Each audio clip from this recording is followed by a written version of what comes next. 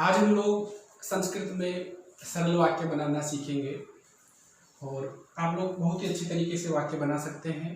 बस थोड़ा सा समझ लीजिए।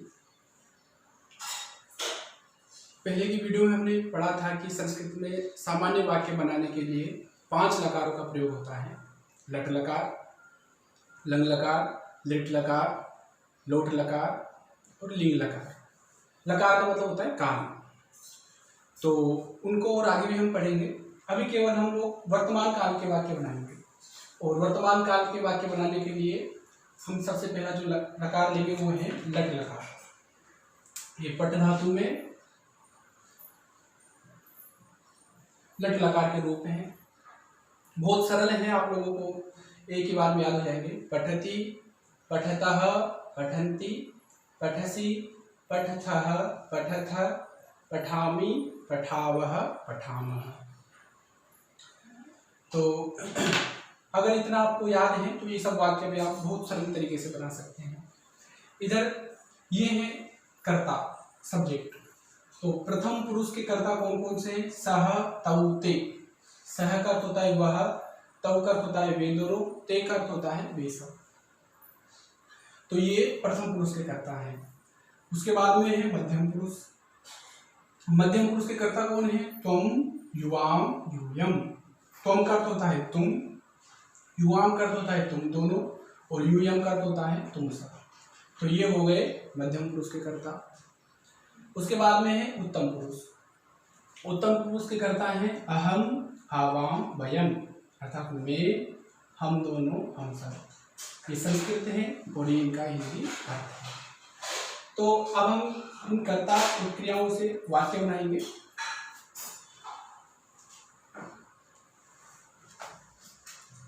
तो देखिए, सबसे पहला वाक्य है वह पढ़ता है। अब थोड़ा सा आप लोग ये समझ लीजिए कि कर्ता के अनुसार ही क्रिया, वचन और पुरुष होते हैं। संस्कृत में 3 पुरुष होते हैं, मैंने पहले भी बताया था। प्रथम पुरुष, मध्यम पुरुष, उत्तम पुरुष। तो ये जो क्रियाएं हैं ये भी तीनों पुरुष की है। प्रथम पुरुष की क्रिया क्या है? पठति, पठतः, पठन्ति। अगर प्रथम पुरुष का कर्ता रहेगा सह, तौ, ते या कोई नाम, बालक, राम आदि, तो प्रथम पुरुष की क्रिया होगी, वो कर्ता होगा तो क्रिया भी प्रथम पुरुष की होगी। यदि कर्ता प्रथम पुरुष एक वचन का है तो क्रिया भी प्रथम पुरुष एक वचन की होगी। कर्ता यदि प्रथम पुरुष द्विवचन का है तो क्रिया भी प्रथम पुरुष द्विवचन की होगी। कर्ता प्रथम पुरुष बहुवचन का है तो क्रिया भी प्रथम पुरुष बहुवचन की होगी। तो सह, तौ, ते ये प्रथम पुरुष के कर्ता हैं। पठति, पठतः, पठन्ति ये प्रथम पुरुष की क्रियाएं हैं। वैसे ही त्वम, युवाम, यूयम ये मध्यम पुरुष के कर्ता हैं। और पठसि, पठथः, पठथ ये मध्यम पुरुष की क्रियाएं हैं। अहम, आवाम, वयम ये उत्तम पुरुष के कर्ता हैं। पठामि, पठावः, पठामः ये उत्तम पुरुष की क्रिया है। बहुत सरल है। पहले आप लोग इतना सा याद कर लीजिए और इनको याद कर लो कि हम सह, तौ, ते, त्वम, युवाम, यूयम, अहम, आवाम, वयम। अब हम वाक्य बनाने की ओर चलते हैं। सबसे पहला वाक्य है वह पढ़ता है। तो देखो, जैसे इंग्लिश में भी सेंटेंस बनाने के लिए मीनिंग की आवश्यकता होती है, वैसे ही संस्कृत में भी वह की संस्कृत क्या है? तो वह की संस्कृत है सह। सह का अर्थ होता है वह। तो वह पढ़ता है तो वह क्यों गई सह। अब सह कहाँ का करता है? तो देखो, ये प्रथम पुरुष एक वचन। तो प्रथम पुरुष एक वचन में क्या है? पठति। तो सह के साथ में पठति आ जाएगा। तो वह पढ़ता है संस्कृत बन गई सह पठति। उसके बाद में देखो, मान लो वाक्य है वे दोनों पढ़ते हैं। तो वे दोनों इसकी संस्कृत क्या होगी? तौ। तो तौ, अब ये द्विवचन है तो प्रथम पुरुष द्विवचन में क्या लिखा है? पठतः। तो तौ पठतः। मान लीजिए वाक्य है वे सब पढ़ते हैं। तो वे सब की संस्कृत है ते।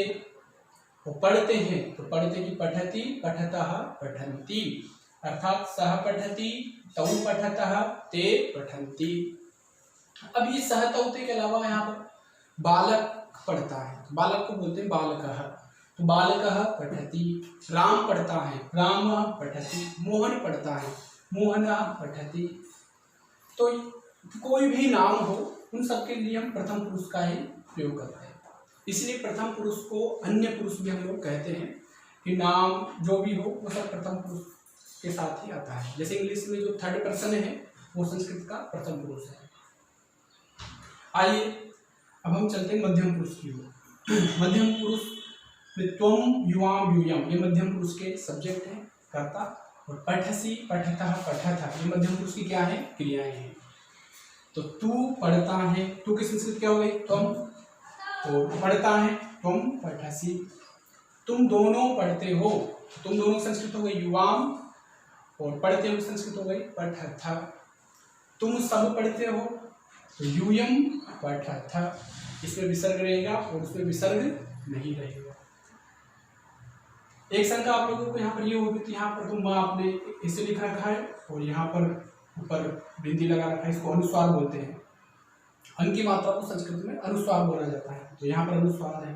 तो एक साधारण नियम है, यदि इस म के पीछे व्यंजन हो, यदि ऐसे हलंत में, इसको हलंत में बोलते हैं, जिसके नीचे डंडा लगा रहता है जो आधा वर्ण होता है उसको हलंत बोलते हैं। यदि ऐसे म के पीछे, हलंत म के पीछे व्यंजन हो तो वह म अनुस्वार बन जाता है, और अगर स्वर होगा तो ऐसे ही लिखा जाएगा। तो यहाँ पर प व्यंजन है, इसलिए हमने इसको क्या लिख दिया, अनुस्वार। तो त्वम पठसी, तुम दोनों पढ़ते हो, युवाम पठतः। तुम सब पढ़ते हो, तुम सब की संस्कृत क्या हो गई, यूयम, और उधर क्या था, पठतः, तो पठतः। मैं पढ़ता हूँ, इसकी संस्कृत क्या बनेगी, तो मैं की संस्कृत है अहम। अब हम आ गए उत्तम पुरुष में, तो मैं पढ़ता हूँ तो अहम पठामि। यदि अहम है तो यहाँ पर क्या जाएगा, पठामि। हम दोनों पढ़ते हैं, तो हम दोनों की संस्कृत है आवाम, तो आवाम पठावः। मान लीजिए वाक्य हम सब पढ़ते हैं, तो हम सब वयम पठामः।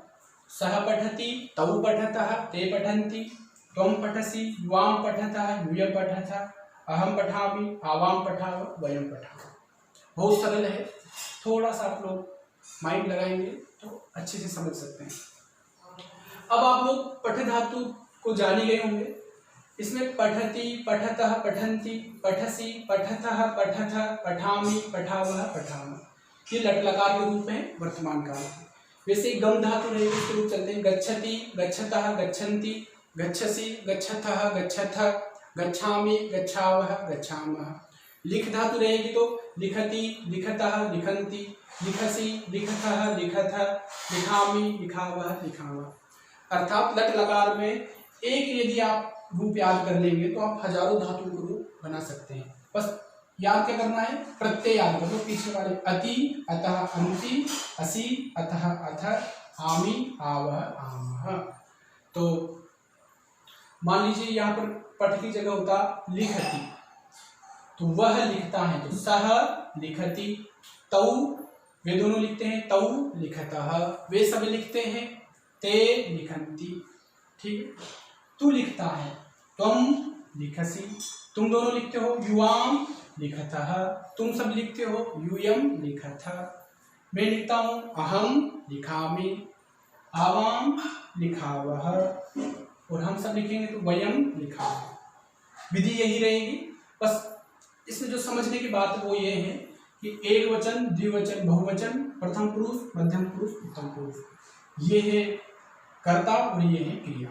क्रियाओं के तीनों पुरुषों में अलग अलग रूप चलते हैं। प्रथम पुरुष एक वचन में पठ धातु में पठति बनेगा, द्विवचन में पठतः, बहुवचन में पठन्ति, जैसे पठसि, पठतः, पठथ, पठामि, पठावः, पठामः।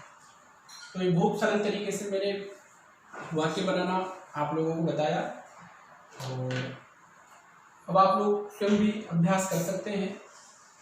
तो लिख धातु के रूप कैसे चलेंगे, लिखति, लिखतः, लिखन्ति, लिखसि, लिखतः, लिखथ, लिखामि, लिखावः, लिखामः। लट लकार वर्तमान काल की रूप लिख धातु के।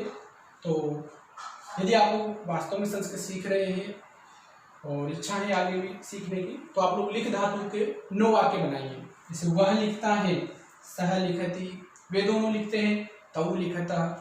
वैसे आप लोग 9 वाक्य भी बनाइए तो आपको पूरा समझ में आ जाएगा। और जहाँ भी शंका हो कमेंट करके आप लोग पूछ सकते हैं। बहुत सरल तरीके से ऐसे और भी हम आगे पढ़ेंगे। धन्यवाद।